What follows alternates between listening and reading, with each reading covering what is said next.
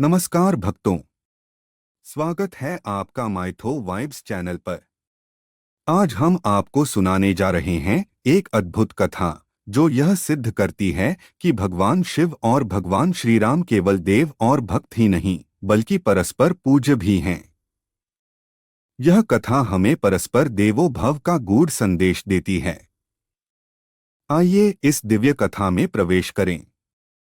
आपने भगवान की कई प्रतिमा या तस्वीर में देखा होगा कि वे अधिकतर ध्यान की मुद्रा में रहते हैं और ध्यान में मग्न रहते हैं। लेकिन क्या आप जानते हैं कि आखिर भगवान शिव जब स्वयं देवों के देव हैं, तो वे फिर किसका ध्यान करते हैं और कौन हैं उनके आराध्य देव? इस बारे में शिव पुराण में बताया गया है। राम का ध्यान लगाते हैं। महादेव शिव पुराण में ऐसा बताया गया है कि भगवान शिव श्री राम के ध्यान में मग्न लगते हैं।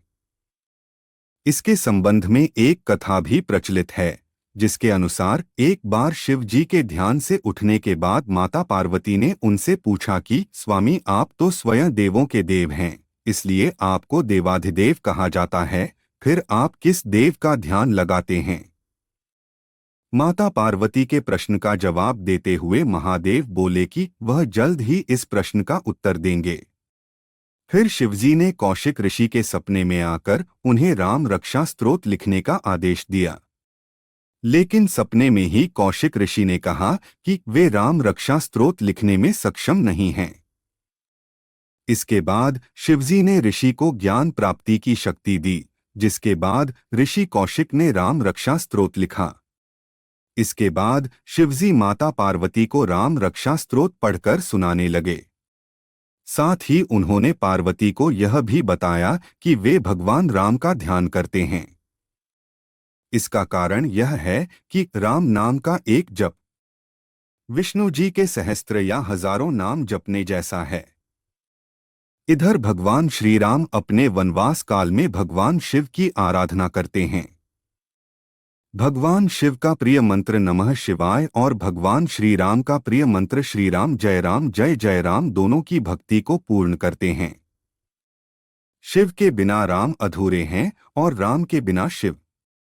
वनवास के दौरान जब श्री राम अपने भाइयों और सीता माता के साथ यात्रा कर रहे थे, तब वे नर्मदा नदी के तट पर पहुंचे। यहाँ उन्हें जाबाली ऋषि की तपोभूमि के दर्शन हुए। यही वह स्थान था जहां भगवान शिव स्वयं श्री राम से मिलने को आतुर थे। लेकिन शिव भगवान कभी भी भक्त और भगवान के बीच व्यवधान नहीं बनते। इसलिए उन्होंने एक अनूठा उपाय निकाला। नर्मदा तट पर बड़े बड़े नुकीले पत्थर पड़े थे, जो श्री राम के कोमल चरणों को कष्ट दे सकते थे। भगवान शिव ने अपनी माया से उन पत्थरों को गोल कर दिया। तभी से यह मान्यता बनी कि नर्मदा के तट पर कंकर कंकर में शंकर का वास है। श्री राम जब नर्मदा तट पर पहुंचे तो वहां की आध्यात्मिक ऊर्जा से प्रभावित होकर उन्होंने 1 माह तक वहां रुकने का निर्णय लिया। भगवान श्री राम ने बालू एकत्र कर शिवलिंग का निर्माण किया और नर्मदा जल से अभिषेक करने लगे। यह उनकी परम श्रद्धा थी। हर दिन भगवान श्री राम, लक्ष्मण और सीता माता इस शिवलिंग की विधिपूर्वक पूजा करते। अंततः 1 माह की कठोर तपस्या के बाद भगवान शिव स्वयं प्रकट हुए और भगवान श्री राम के सामने विराजमान हुए। वह दृश्य अत्यंत अद्भुत था। राम और शिव आमने सामने थे। भगवान शिव ने प्रसन्न होकर कहा, हे राम, तुम्हारी भक्ति अद्वितीय है। तुम ही मेरे प्रिय भक्त और आराध्य हो। मैं इस शिवलिंग में अनंत काल तक वास करूंगा। जो भी इस स्थान पर मेरी आराधना करेगा, उसे अपार पुण्य की प्राप्ति होगी। गोस्वामी तुलसीदास जी ने भी इस अलौकिक भक्ति का उल्लेख किया है। रामचरितमानस में श्री राम का एक वचन मिलता है, शिवद्रोही ममदास कहावा, सो नर मोहि सपने हो नहीं पावा। अर्थात जो शिव की अवहेलना कर मुझे प्राप्त करना चाहता है, वह मुझे स्वप्न में भी नहीं पा सकता। इसलिए शिव की भक्ति और श्री रामचरितमानस का पाठ करने से भगवान शिव अत्यंत प्रसन्न होते हैं। यही कारण है कि शिव भक्त भी श्री राम की आराधना करते हैं और राम भक्त भी शिव की। तो भक्तों, यह थी भगवान शिव और श्री राम के परस्पर प्रेम की कथा। यह हमें सिखाती है कि सच्ची भक्ति का कोई एक रूप नहीं होता। राम शिव के बिना अधूरे हैं और शिव राम के बिना। यही सनातन सत्य है। प्यारे दोस्तों, आप सभी के लिए हम एक और प्रसंग लेकर हाजिर हैं, जब श्री राम नाम की महिमा को स्वयं भगवान शिव ने देखा और पहचाना। लंकापति रावण के वध के बाद जब अयोध्यापति प्रभु श्री राम की कीर्ति दूर दूर तक फैल रही थी और वह मर्यादा पुरुषोत्तम कहलाने लगे थे, तब एक दिन महादेव शिव की इच्छा भी मर्यादा पुरुषोत्तम श्री राम से मिलने की हुई। पार्वती जी को संग लेकर महादेव कैलाश पर्वत से उतरकर अयोध्या नगरी के रास्ते पर चल पड़े। भगवान शिव और मां पार्वती को अयोध्या आया देखकर राम जी बहुत खुश हुए। माता जानकी ने उनका उचित आदर सत्कार किया और स्वयं भोजन बनाने के लिए रसोई में चली गई। इस बीच भगवान शिव ने श्री राम जी से पूछा, आपके सेवक हनुमान जी दिखाई नहीं पड़ रहे हैं? श्री राम बोले, वे बगीचे में हैं। शिवजी ने श्री राम जी से बगीचे में जाने की अनुमति मांगी और पार्वती जी का हाथ थामकर बगीचे में आ गए। बगीचे की खूबसूरती देखकर उनका मन मोहित हो गया। आम के एक घने वृक्ष के नीचे हनुमान जी दीन दुनिया से बेखबर गहरी नींद में सोए थे और एक लय में खर्राटों से राम नाम की ध्वनि उठ रही थी। चकित होकर शिव जी और माता पार्वती एक दूसरे की ओर देखने लगे। माता पार्वती मुस्करा उठी और वृक्ष की डालियों की ओर इशारा किया।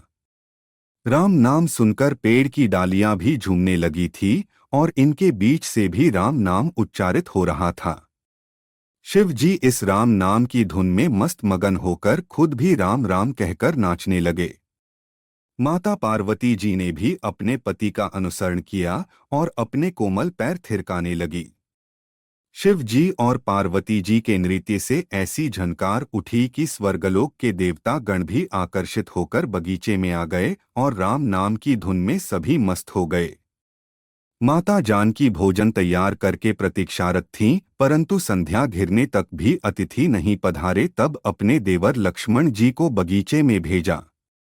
लक्ष्मण जी तो स्वयं को श्री राम का सेवक ही मानते थे। बगीचे में आकर जब उन्होंने धरती पर स्वर्ग का नजारा देखा तो खुद भी राम नाम की धुन में झूम उठे। महल में माता जानकी परेशान हो रही थी कि अभी तक भोजन ग्रहण करने कोई भी क्यों नहीं आया। उन्होंने श्री राम जी से कहा, भोजन ठंडा हो रहा है, चलिए हम ही जाकर बगीचे में से सभी को ले लाएं। जब राम जी बगीचे में गए तो वहां राम नाम की धूम मची हुई थी। हनुमान जी गहरी नींद में सोए हुए थे और उनके खर्राटों से अभी तक राम नाम निकल रहा था। श्री राम भाव विहल हो उठे। राम जी ने हनुमान जी को नींद से जगाया और प्रेम से उनकी तरफ निहारने लगे। हनुमान जी प्रभु को आया देख शीघ्रता से उठ खड़े हुए। नृत्य की समाभंग हो गई। शिव जी खुले कंठ से हनुमान जी की राम भक्ति की सराहना करने लगे। हनुमान जी सकुचाए लेकिन मन ही मन खुश हो रहे थे। श्री सियाराम ने भोजन करने का आग्रह भगवान शिव जी से किया। सभी लोग महल में भोजन करने के लिए चल पड़े। माता जानकी भोजन परोसने लगी। हनुमान जी को भी श्री राम जी ने पंक्ति में बैठने का आदेश दिया। हनुमान जी बैठ तो गए, परंतु आदत ऐसी थी कि राम जी के भोजन करने के उपरांत ही सभी लोग भोजन करते थे। आज श्री राम के आदेश से पहले भोजन करना पड़ रहा था। माता जानकी हनुमान जी को भोजन परोसती जा रही थी, पर हनुमान का पेट ही नहीं भर रहा था। सीता जी कुछ समय तक तो उन्हें भोजन परोसती रही, फिर समझ गई इस तरह से तो हनुमान जी का पेट नहीं भरेगा। उन्होंने तुलसी के एक पत्ते पर राम नाम लिखा और भोजन के साथ हनुमान जी को परोस दिया। तुलसी पत्र खाते ही हनुमान जी को संतुष्टि मिली और वह भोजन खाकर उठ खड़े हुए। भगवान शिव शंकर ने प्रसन्न होकर हनुमान जी को आशीर्वाद दिया कि आपकी राम भक्ति युगों युगों तक याद की जाएगी और आप संकट मोचन कहलाएंगे। यदि आप इस कथा पसंद आई तो हमारे चैनल माइथो वाइब्स को लाइक, शेयर और सब्सक्राइब जरूर करें। हर हर महादेव।